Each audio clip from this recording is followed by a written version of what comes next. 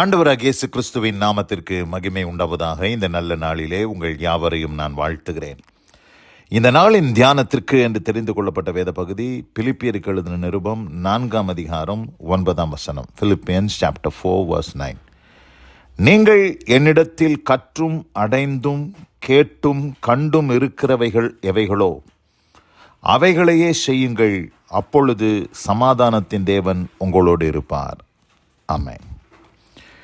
பிரியமானவர்களே, நான் வாசிக்க கேட்டதான இந்த வார்த்தைகளிலே இங்கே அப்போஸ்தலனாகிய பவுல் இந்த பிலிப்பு சபையை பார்த்து சொல்லுகிறார், சமாதானத்தின் தேவன் உங்களோடு இருப்பார் என்று இந்த இடத்துல அவர் சொல்லுகிறதை நாம் பார்க்கிறோம். எந்த சூழ்நிலையிலே சமாதானத்தின் தேவன் நம்மோடு கூட இருப்பார் என்றால், அதாவது நீங்கள் என்னிடத்தில் கற்றும் அடைந்தும் கேட்டும். இந்த இடத்துல 3 காரியத்தை சொல்லுகிற: கற்றது, அடைந்தது, கேட்டது. யார்கிட்ட? பவுல்கிட்ட.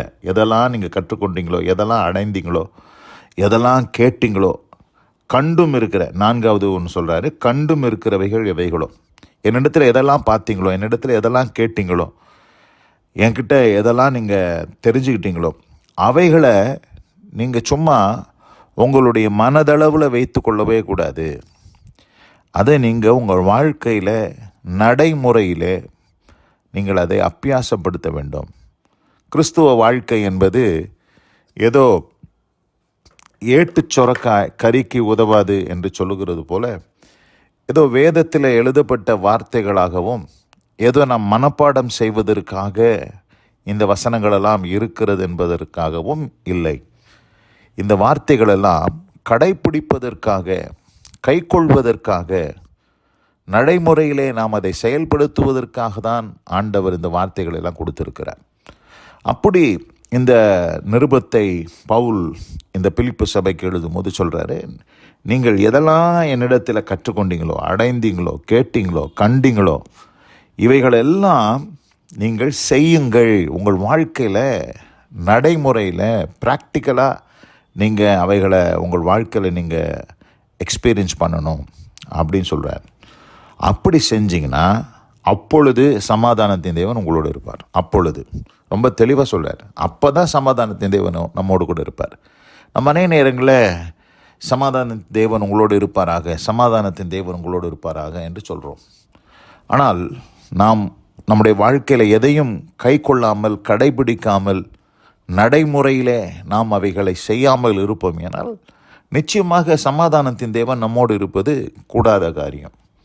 ஆனால் இங்கே நான் பார்க்கும்போது 7ஆம் வசனத்தை நான் வாசிக்கிறேன். 6ஆம் வசனம், 7ஆம் வசனம். நீங்கள் ஒன்றுக்கும் கவலைப்படாமல் எல்லாவற்றையும் குறித்து உங்கள் விண்ணப்பங்களையும் ஸ்தோத்திரத்தோடு கூடிய ஜெபத்தினாலும் வேண்டுதலினாலும் தேவனுக்கு தெரியப்படுது. இங்கே ஒரு கவலைக்குரிய ஒரு காரியம். ஒரு விசுவாசியின் வாழ்க்கையில் வரக்கூடிய கவலைகள், கஷ்டங்கள், போராட்டங்கள், அவைகளெல்லாம் என்ன சொல்கிறாருன்னா, நீங்கள் கவலைப்படாமல் எல்லாவற்றையும் குறித்து உங்கள் விண்ணப்பங்களையும் ஸ்தோத்திரத்தோடு கூடிய ஜெபத்தினாலும் வேண்டுதலினாலும் அதை தேவனுக்கு தெரியப்படுத்துங்கள்.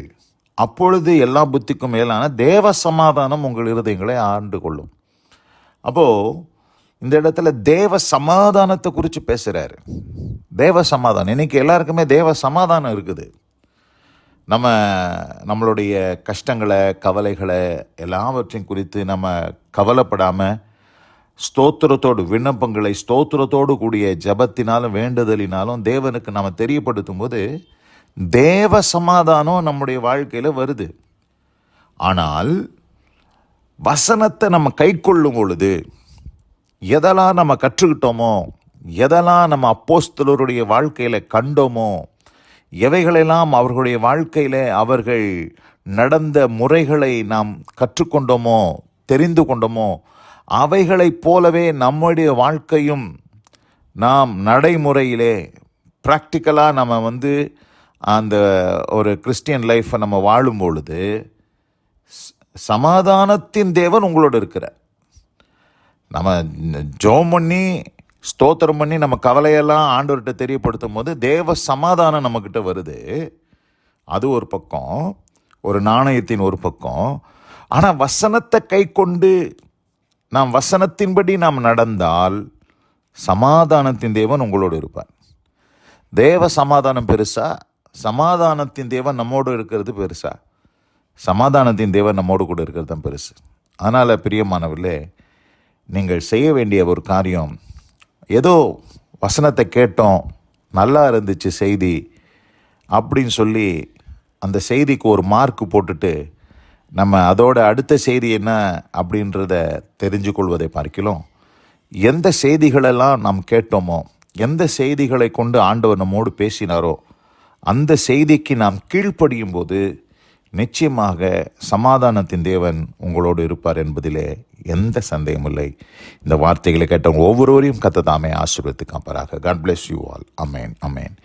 நாம் ஜெபிப்போம். எங்கள் அதிகமாய் நேசிக்கிற எங்கள் அன்பின் பரலோக பிதாவே, நீங்கள் என்னிடத்தில் கற்றும் அடைந்தும் கேட்டும் கண்டும் இருக்கிறவைகள் எவைகளோ அவைகளையே செய்யுங்கள், அப்பொழுது சமாதானத்தின் தேவன் உங்களோடு இருப்பார் என்ற அந்த வார்த்தையின்படி ஆண்டவரே, எங்கள் வாழ்க்கையில் நாங்கள் உம்முடைய வசனத்துக்கு நாங்கள் கீழ்ப்படிந்து நடக்கும்போது, செய்யும்போது சமாதானத்தின் தேவன் எங்களோடு கூட இருப்பீர் என்பதை இந்த நாளிலே நீர் எங்களுக்கு தெரியப்படுத்தினதுக்காக ஸ்தோத்திரம்.